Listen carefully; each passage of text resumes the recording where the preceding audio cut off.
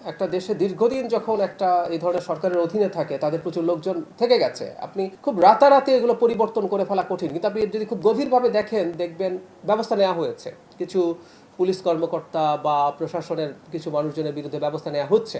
এটি একটু সময় লাগবে, কারণ আমাদের সরকারের যে আকার, সরকার বলতে একটা অংশ নির্বাচনের পর আসে, আর মূল যে স্ট্রাকচার তারা তো থেকে ওইটা ওনারাও সরকার, ওই সরকারটা থেকে যায় এবং এই সংখ্যাটা বিরাট, লক্ষ লক্ষ, আমরা যদি সব পর্যায়ে বিবেচনা করি।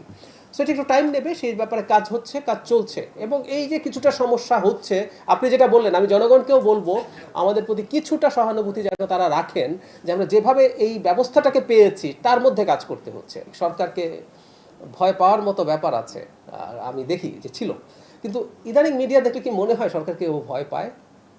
মনে হয় কি? মানে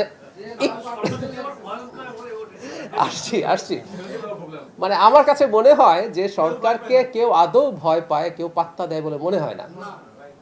বাট সরকারের সমালোচনা করেন, সরকারকে নিয়ে ব্যঙ্গ বিদ্রুপ করেন, সবাইকে নিয়ে, মাননীয় প্রধানমন্ত্রীকে নিয়ে অনেক কিছু হচ্ছে, আপনারা জানেন, মন্ত্রীদেরকে নিয়ে হচ্ছে।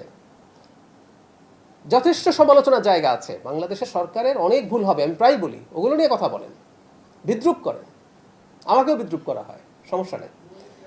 কিন্তু যে কথাটা বারবার বলছি, একটা জিনিসকে ভয় পেতে হবে, আপনি আইন ভাঙতে পারেন না। এখন আমরা আইনের নামে নিপীড়ন চালাবো কিনা, এটা হচ্ছে প্রশ্ন। উত্তর হচ্ছে না, চালাবো না, কারণ আমরা একটা ফ্যাসিস্ট বা মাফিয়া রেজিম নই, আমরা একটা গণতান্ত্রিক সরকার। আমি অন্যায়ভাবে কারোর সাথে, শুধু সেটা না, আমরা যদি ব্যবস্থা নিতে যাই, আমি কিন্তু জনগণকে কনভিন্স করতে হবে আমি এই ব্যবস্থাটা নিচ্ছি, এই কারণে নিচ্ছি, আমি কনভিন্স করে নেব। আমি বিশ্বাস করি আমরা দেখাতে পারবো যে কোনো অন্যায় ব্যবস্থা নিচ্ছে না। রাষ্ট্র কিন্তু দিনের শেষে একটা কোয়ার্সিভ ফোর্স, সে তো বল প্রয়োগ করবে।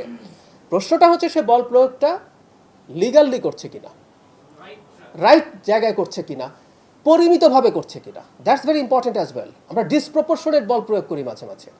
রাস্তায় কোনো একটা ঝামেলা হচ্ছে, পুলিশকে কখনো কখনো বল প্রয়োগ করতে হয়, যে এটা বল প্রয়োগ, আপনি একটু লাঠিচার্জ, একটু জল কামান দিয়ে পারেন, আপনি ওরা গুলি করে দিলেন। গণতান্ত্রিক সরকার এগুলো করবে না, আমি এই কথাটা বলতে যাচ্ছি। এই জন্য আমরা প্রায় গণতন্ত্রের কথা বলি, নির্বাচনের কথা বলি, কারণ তার মাথায় আছে তাকে জনগণকে খুশি করে রাখতে হবে। আমি আরেকটা তথ্য দিই, ধরুন এই যে 180 দিন আসছে সামনে, 16 অগস্ট সম্ভবত এটা 180 দিন পূর্ণ হবে।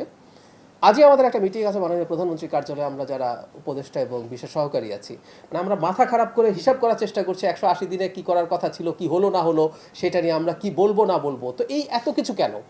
কারণ আমরা জবাবদিহি করতে চাই। সেজন্য কোনো অন্যায় নাগরিকের উপরে চাপিয়ে দিয়ে যে আমাদের ক্ষতি হবে, এটা আমরা বুঝতে পারি। আপনি দেখবেন, আমি গ্যারান্টি দিচ্ছি যে আইনি প্যানেল, লয়ার্স প্যানেল তৈরি হচ্ছে, তারা জনগণকে বুঝিয়ে জানিয়ে কনভিন্স করে করতে পারবেন যে আমরা যে ব্যবস্থা নিয়েছি এটা ন্যায্য ছিল এবং এটা জনগণের স্বার্থে। আমি বলছি এটা শুধু ডিসইনফরমেশন বা বুলিং সরকারের বিরুদ্ধে না, কোনো ব্যক্তিও যদি আক্রান্ত হন, তিনি যদি সেটার প্রতিকার চান, সেই ব্যাপারেও সরকার কাজ করবে।